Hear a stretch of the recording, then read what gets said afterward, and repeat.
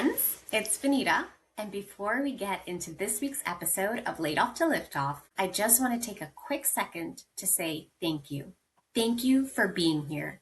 I started this podcast a year after my own layoff. I wanted to share my story, where I was in that moment, and the advice I wish I had. I didn't know if anyone would listen, but now it's a space where real people share their stories too. Because a layoff isn't just about losing a job, it's the loneliness, the loss of community, the loss of value, and the uncertainty of what's next. This show exists to share different stories of resilience, so you know there's a way through. If this resonates with you, all I ask is for you to please hit that subscribe button today and share it with someone who might need it. That could be a friend, a family member, a colleague, someone in their own in-between season. This is a one-woman show, and that one share makes all the difference. All right, let's get into this week's episode. Today, we are talking about what it looks like to move from corporate survivor to a community building powerhouse. Our guest today is the ultimate career BFF, Anna Morgan. With over 15 years in talent acquisition, Anna didn't stay in the boardroom, she built her own. She is the visionary behind the Evolve Conference, a speaker, and the go-to expert for companies that want to connect with the heart rather than just another hire. But behind the high energy and the big stages is a story of resilience that fits perfectly with this podcast. Anna, welcome to the show. Thank you so much for having me. I am so blessed by my community that we were introduced and had such a fantastic conversation and are like, digital fast friends. That is the best case scenario. So thank you so much for having me. Of course, of course. So let's just dive right into the conversation. How this usually starts off is you share your layoff stories. Take us back to that day when you were told that you were being laid off. Very good. Well, so many lessons come from unexpected career pivots and changes, and I'm grateful that, I have the self-awareness and ability to process that. So I had been a salesperson, an account manager, and recruiter in the agency world for many, many years, a top producer, a young mom at the time. And I had been tapped on the shoulder for leadership roles within that agency world. And I was like, I'm just not really interested. As my daughter entered, the toddler years, I was making great money, enjoying myself, running around like the salesperson agency, delivering donuts, doing intake calls with the hiring teams, chasing my big targets, definitely feeding that sales adrenaline junkie in me. Yeah. But I don't know. I just felt like there was more. I was always open to paying attention to how dots connect, right? That is definitely something that ties into where I am now, and I'll come back to that. But I worked with a Fortune 500 retailer that was a client, and I placed many accounting and finance professionals, HR, regional sales, etc. And just because of who I am, I became fast friends with the key recruiter within that organization. When he had an opening, he called me and said, "Hey, would you consider going from agency to corporate?" And I was like, "Oh my gosh, that would be so easy. Like, only agency recruiters that go into corporate, like those are the ones that are giving up on chasing the money and the fame of agency recruiting." But I was also like, I could do with a little better work-life balance.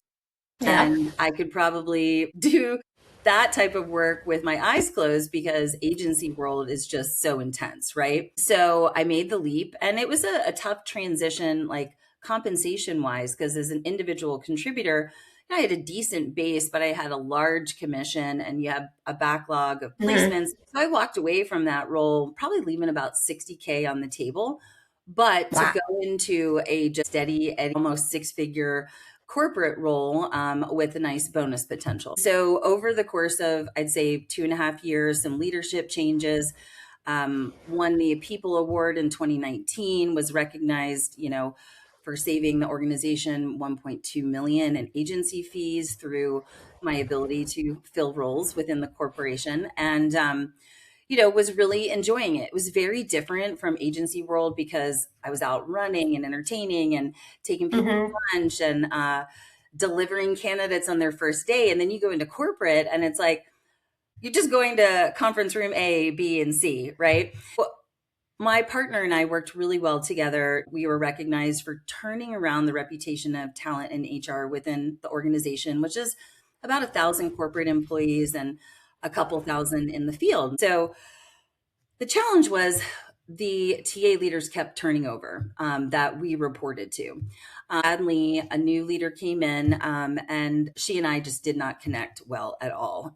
I have tried so many different ways to find that connection point, from selling to being vulnerable to being more curious. It just always went sideways.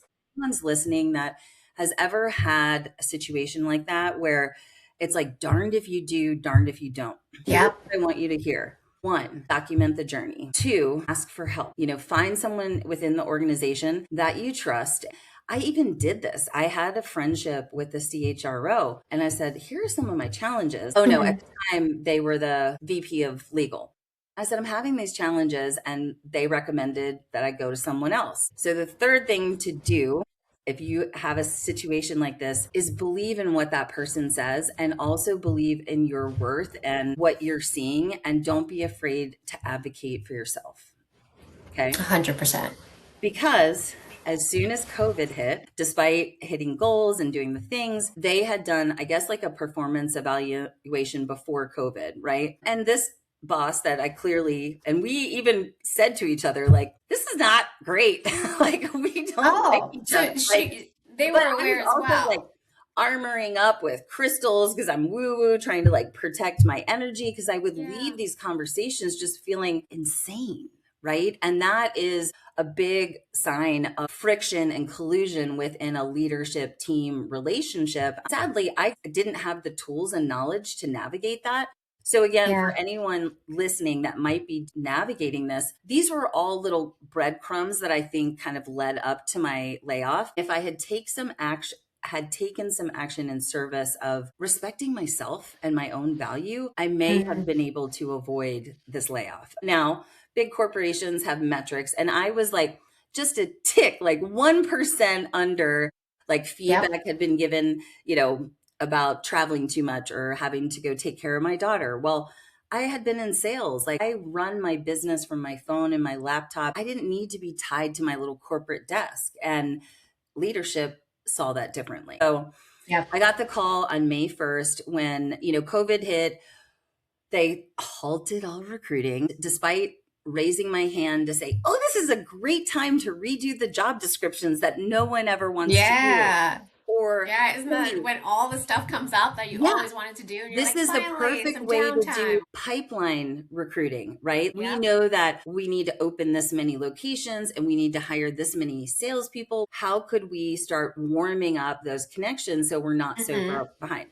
They were like, sit down, shut up, Morgan, and they were like, answer the hotline, like the COVID hotline, right? And that was to help people, through the process, get their forms and understand what was going on. Well, that only lasted like a period of time. And then May 1st came, and you get that awkward invite on your calendar and the HR person and the, boss that I didn't get along with. Give me the separation info. You're just so in shock, right? When something like that is delivered. And I just remember shutting my laptop, probably cursing. And then I walked down to tell my husband, who was also working remote at the time. I'm like, I got laid off, just boo-hooing. But then I went through the 5 stages of grief. Then I sat down and just brain dumped all of my aggressive, hurt, never voiced feelings in an email. It might have been addressed to that person, but I ended up sending it to my husband without saying like, hey, I'm going to send this to you so I can just release that energy. And then he comes running up. He's like, please tell me you didn't send that. I was like, of course not, honey. So that happened. And going through the stages of grief, I immediately took action and kind of got out of my situation, went to see my sister in Nashville. I picked up the phone, talked to some friends, got some advice, and gave myself a couple of days to kind of move through the feelings. Then I started taking action in service of figuring out what was next. Many of those actions have led up to where I am now. So you didn't immediately jump back in into applying for jobs, or you weren't even thinking about going back to Well, another company? now, I mean, I did go back to the same company as a consultant and then later full-time employee, probably not under the best decisions that I could have made for my career. Kind of like Okay. going back to a not so nice boyfriend. I was like, oh, but they're nice and it's good money and it's Yeah. stable and I like Time the has passed. people. Maybe they've changed. Right. But a bottom line, when it came down to my brand and my integrity and my focus on humanity and equity, when I lost one too many battles from a equity standpoint, I could not any longer have my name attached to such bad behavior. And I'll just leave it at Yeah. that. So, but a couple things that saved me and provided immense career insurance was my personal brand. The fact that I had been sharing and engaging on LinkedIn in a fairly consistent, imperfect way really elevated my options. And as soon as I made Yeah. my layoff announcement, which I really think there's an art for people that experience this. Pause before you post about your layoff, okay? There is an art and a way that you can position that news that will get the right attention, right?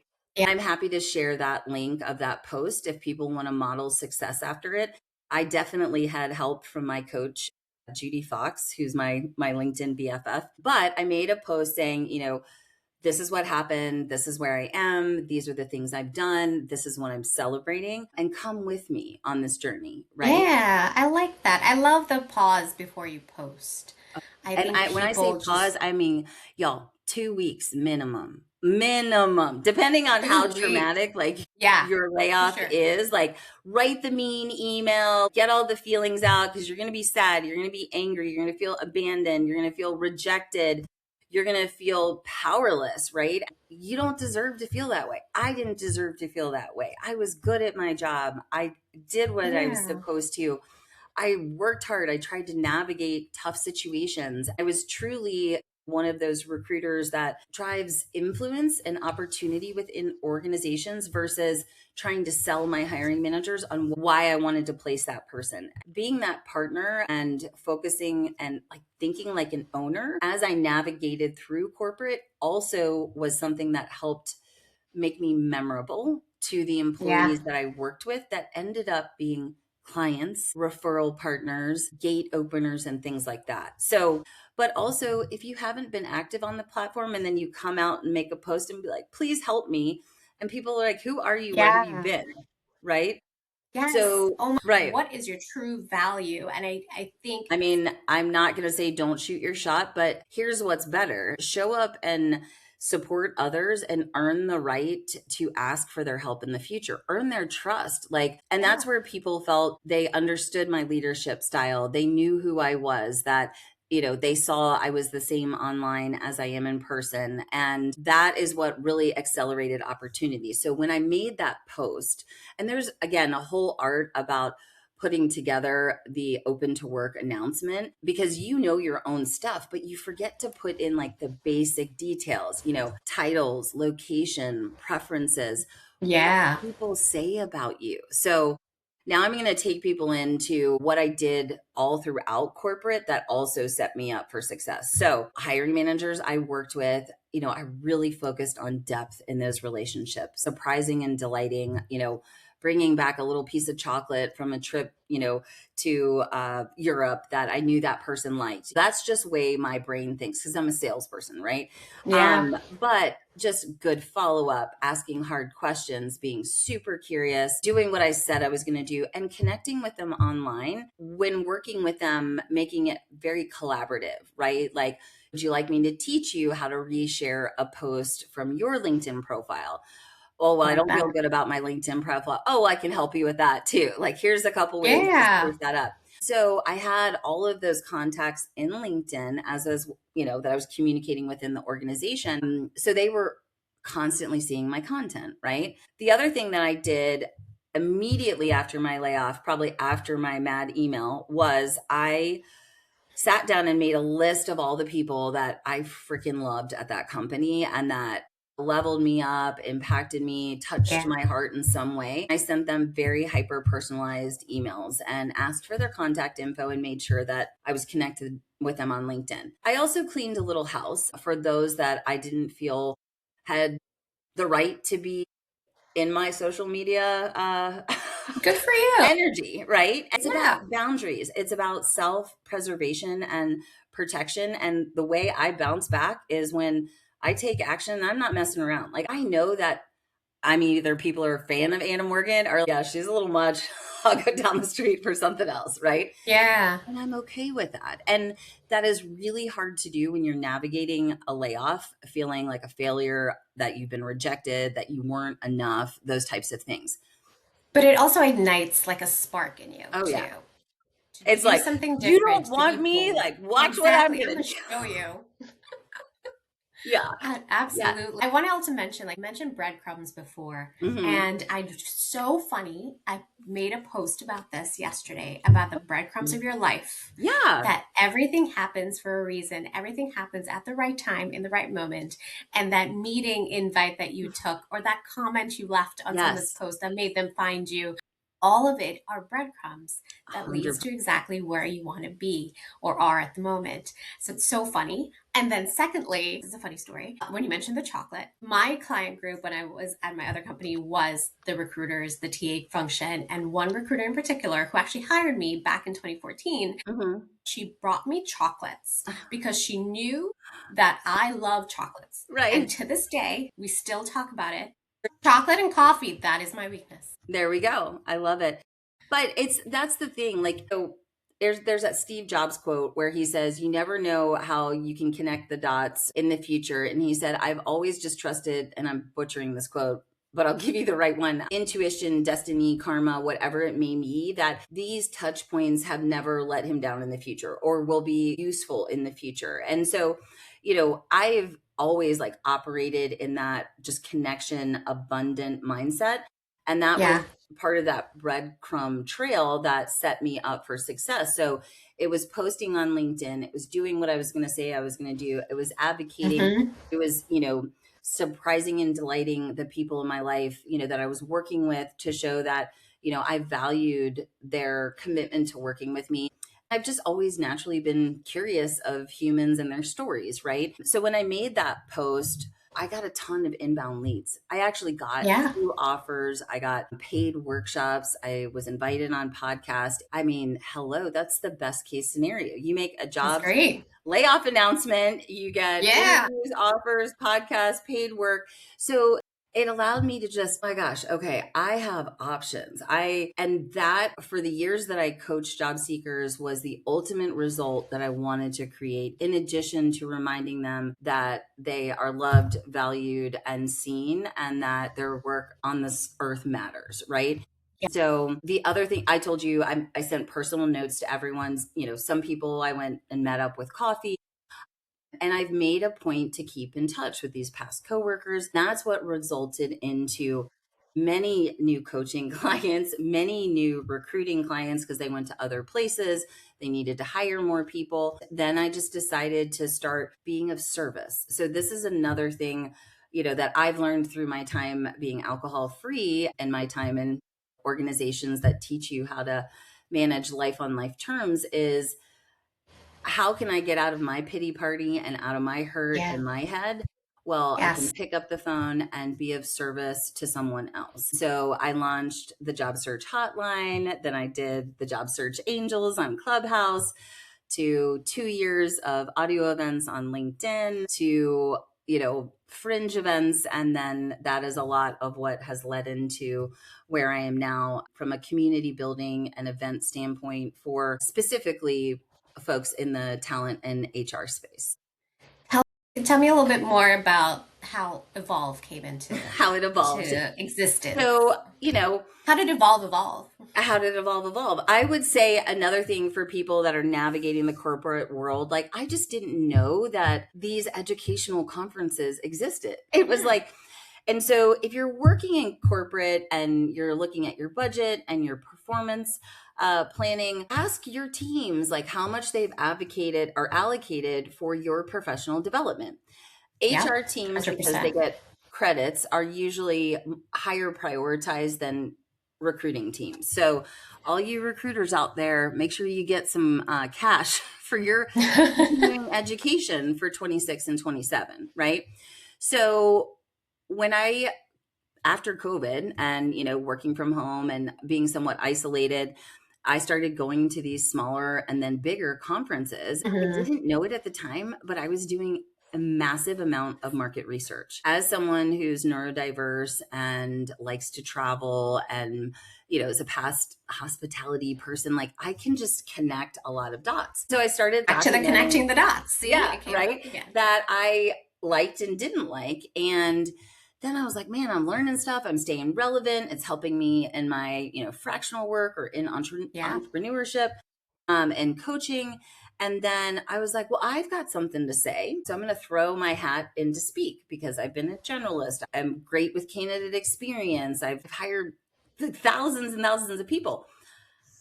And it was crickets. I could not get someone to pass me the mic at any of these conferences, except my girlfriend made an introduction. This goes back to your community, to a smaller conference, and I was invited to be on a panel. I was so nervous. I wasn't sure what I was going to say, but it was that first little thing that gave me an opportunity to be like, oh, okay, this is what it feels like. And then I went out to the breadcrumbs. Right. Sioux Falls. I think it's Sioux Falls. I did a Disrupt HR Ignite talk out there for 5 minutes. Yeah. But I had to go across the country because that was the only place that I got accepted to share my recruitment to recovery talk.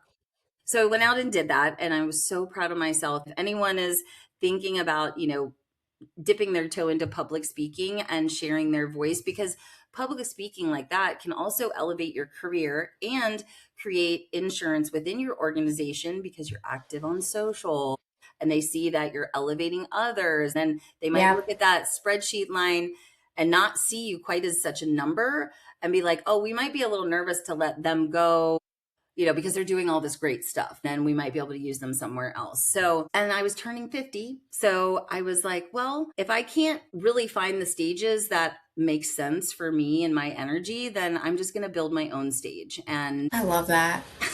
I love it. I love it. Like, you can't find it, you build it. But I did. Good for you. How did you come up with the name?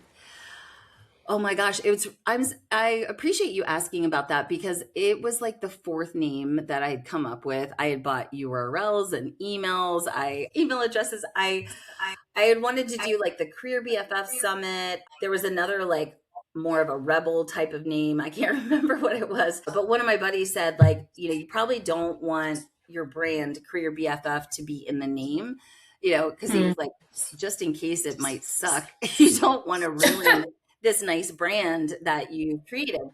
And reflecting on my journey in recruiting, I just felt like I had seen so many evolutions and seasons, and I love the moon kind of themes, and I'm a little woo-woo. Started kind of playing around with mood boards and images, and then, I thought the world of work is just like, how we see the different moons. So I came up with Evolve as the name and put it around the talent and HR experience versus conference, because I really wanted to build a room that allowed people to talk about things where they normally would be keeping on that corporate persona, right?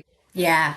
And I was lucky enough to have some amazing friends and mentors and community, from the online stuff I was doing to the traveling to the intentional communications, whether it be text or a voice note or a video message, that when I picked up the phone and said, hey, Vinita, I've got this crazy idea. I'm hosting a conference in 69 days.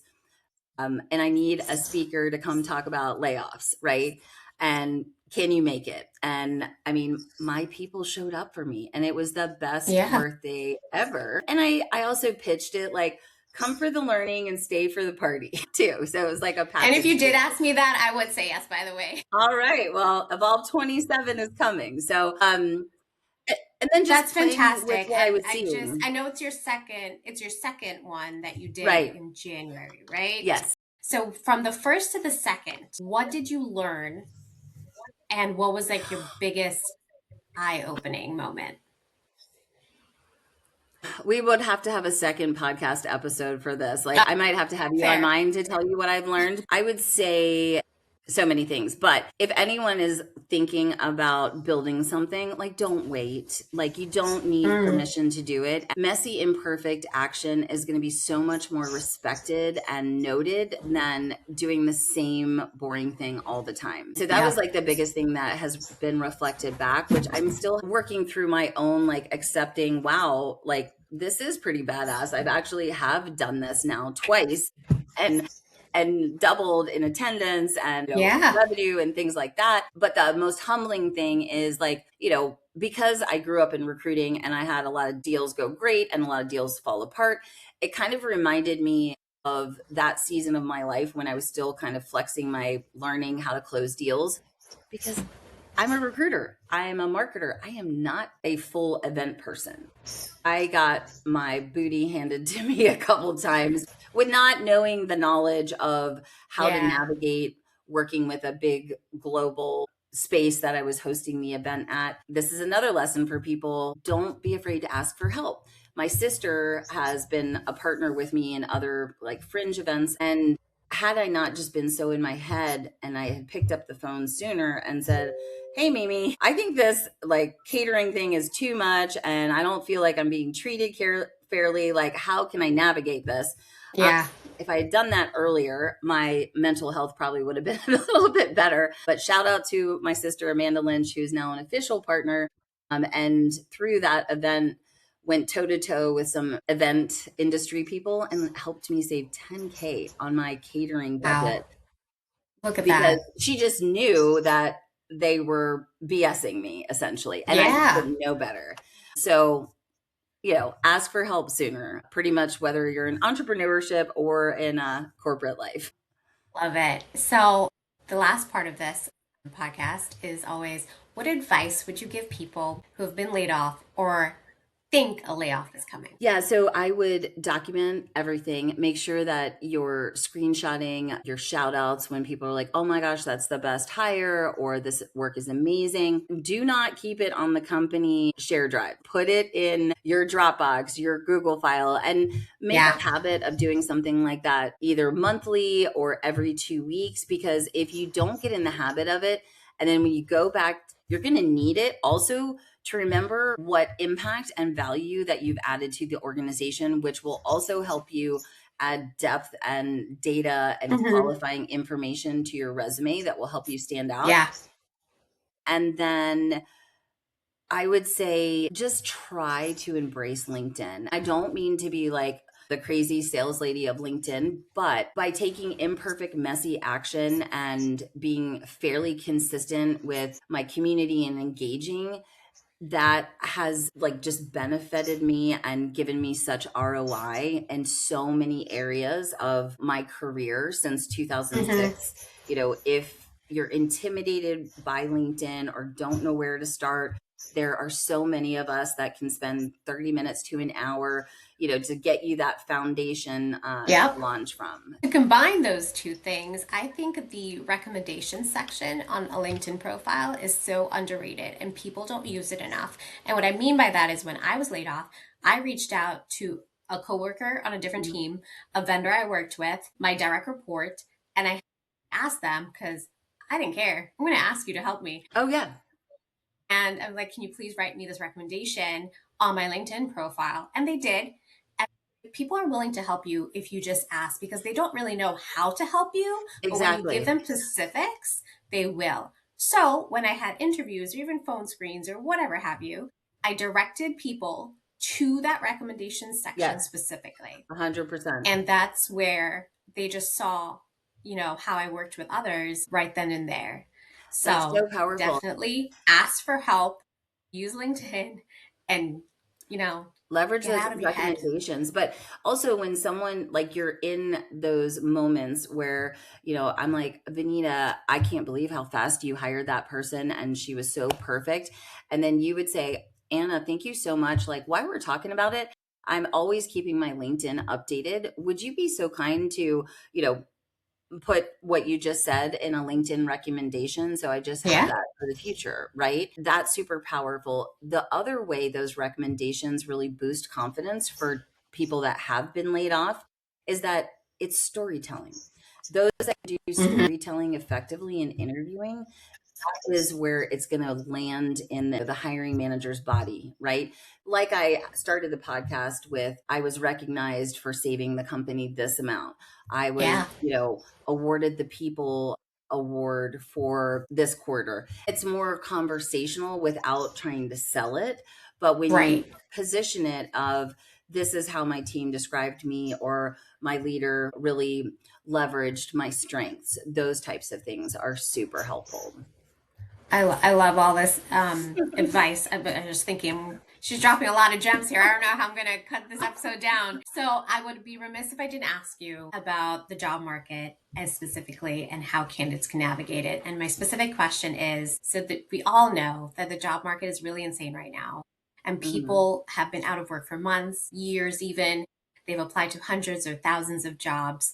What in your line of work, what can a candidate do to get noticed? And you touched upon it a little bit. Yeah, I mean, I think if you take a lot of the tips that we've talked about today and start incorporating them, and it's tricky because everyone's in a different stage potentially. And Sure. I know, and my heart goes out to those that have been in extended searches or have started something for a short period and then been laid off to cuts. I have friends that even get like, frustrated with me that I can't necessarily have like the perfect magic wand thing, right? Yeah, yeah. So one, give yourself grace. Two, I would time block your time. Three, job search is like a stool with three legs. So now that there are more in-person events, one leg is get out in your community. Whether Hmm. you go to church or synagogue or any of those practices, like tell people that you're looking for work. Now, a good strategy to be able to tell people you're looking for work is to be curious of others and what they do, and then, share that you're open to new opportunities. Because when you're curious of others and you get more depth about what they're doing, then you have a chance to see where your brilliance and skills and expertise could complement, or where those breadcrumbs lead to who outside of that person might be hiring or further Yes. out, right? So getting out in the community, being IRL. The second is try to have some kind of professional personal brand, right? And if you don't like doing content, the biggest ROI I'm seeing right now on LinkedIn is commenting. Yes. Comment, comment, comment. And if you do that, one, you're going to be working that muscle of, I have strong opinions. I have something to say. Then you Hmm. can take that and maybe you want to make a post about it, right? Like I remember being just like, I have strong opinions about cover letters, right? Cover And then I was letters. like, oh, I should just take that content and make it a post. Yeah. So thinking about things that way. And then I think the theme that we've talked about a lot today is don't be afraid to ask for help. A lot of times, if it's just picking up the phone and just being like, Vanina, I'm having a day, position someone else to be of service when you're going through it. Hmm. Yeah. That's hard for someone like me. And I think a lot of people that work in recruiting and HR, we care so deeply about the work and the people that we take care of that we are very known to not take care of ourselves. And Hmm. that was kind of a full circle moment of why I built Evolve. Was I wanted a space to amplify well-being and authenticity and branding, all which tie into that kind of flywheel concept of career insurance. So with Evolve and the executive dinners and the virtual component I'm doing now, it's taking all of my leadership and expertise from recruiting and coaching to serve at a bigger capacity, which is where I am Yeah. today. We talked about a lot, and the recurring theme that we keep talking about is community, asking for help, those breadcrumbs. Mhm. If you don't have balance in IRL, your brand, and obviously just getting out there and applying, right? Yes. But if you're hiding behind the resume and hiding behind redoing it and chatting with Chad GPT all the time of what's wrong with my resume, stop it. Get out in the community, go have coffee, go have lunch, ask a Yes. friend to walk along the river. Conversations are the fastest ability to convert to opportunities. Yeah. Stop isolating on your 100%. little laptop and applying to 47,000 jobs. It takes one person to change your life and to be the person to open that door. And I think that's especially important too for people who are anticipating a layoff too. Like, don't wait till it happens. Do Get not. out in your community and do it while you're still employed. That's one of the things I regretted not doing more of, was networking. Like, I would go to HR conferences, but those were so huge, and people really get really scared about networking and they don't really know what to ask, and it's just And that's another thing superficial. I'm working at solving So with the things that I'm doing. But yeah, it's don't very wait, and important. It's so don't think that you're always safe. It breaks my heart to be so say it harsh. louder for the people in the back, please. I am such an optimist, and I always want to believe in the greater good of the leaders of organizations. But bottom freaking line, you are an item line on a freaking spreadsheet. And you also need to network within your organizations. People Yes. knew who I was because I was walking halls. I would just pick random people within the business that I knew I would be working with, and I wanted Yeah. to know about them. But the magic was they knew who I was. So that helped me get on more projects, or people would drop your name in the rooms when you weren't there. Love it. And I couldn't agree more. So with that, I think that's a good place to end. Yes. But before we do, is there anything that you would like to promote for yourself, or any last words? No, I just am excited to be here. I would love to invite your listeners to follow along on LinkedIn. We've got some great content coming out. I am taking the 25 sessions that we did in January and packaging it up as a virtual offer that's going to be coming out probably in May. It is going to be 25 sessions of the brilliant speakers that we had back in January, that will also offer HRCI and SHRM credits for HR practitioners, and those that attended in person will get a nice discount. More to come with the rebrand of the Evolve Talent and HR show as well, which I will be extending an invite to you as well. So just look for me in those spaces. Thank you so much. And I do appreciate you being on the show. All right. We'll see you next Perfect. time. Thank Thank you. you.